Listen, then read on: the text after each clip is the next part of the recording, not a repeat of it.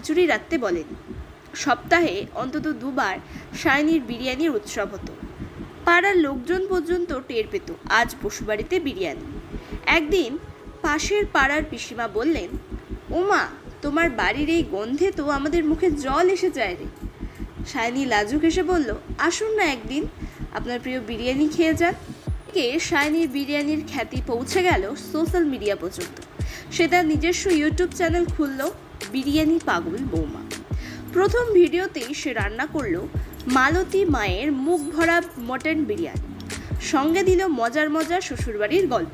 Video viral, lakh lakh views, like and comments. Randeep একদিন অফিসে বসে বলছে, আমার বউ তো এখন সেলিব্রিটি। অফিসের বস বললেন, তোমার বৌমার রেসিপি আমি ট্রাই করেছি, একেবারে দারুণ। আমার স্ত্রী এখন শুধু ওর চ্যানেল দেখেই রান্না করে। এরপর সায়নী দিল আরও চমক। সে তৈরি করলো ফিউশন বিরিয়ানি, যেখানে শুক্তো, দই ইলিশ, এমনকি লাউ দিয়েও বিরিয়ানি বানানো। মানুষ পাগলের মতো তার বিরিয়ানির ফ্যান হয়ে গেল। সন্ধ্যাবেলা মালতী দেবী বসে ছেলে বউয়ের ভিডিও দেখে বললেন, মেয়েটা শুধু রান্না করে, মানুষকে খুশিও করে। একদিন এক নামকরা ফুড কোম্পানি তার সঙ্গে চুক্তি করতে চাইল। চ্যানেলের নামেই এক প্রোডাক্ট লাইনের নাম হলো বিরিয়ানি পাগল বৌমার বাসমতি চাল। সেটি বাজারে ছড়িয়ে গেল।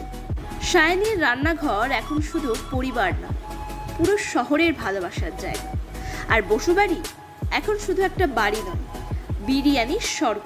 শেষে একদিন অরুণবাবু খেতে খেতে বললেন, জানো সায়নী, তোমার ভালোবাসা মিশে থাকা প্রতিটা চালের দানা। এই যে আমরা সবাই আজ একসাথে বসে হাসি মুখে খাচ্ছি, সেটাই আসল রান্নার সার্থকতা।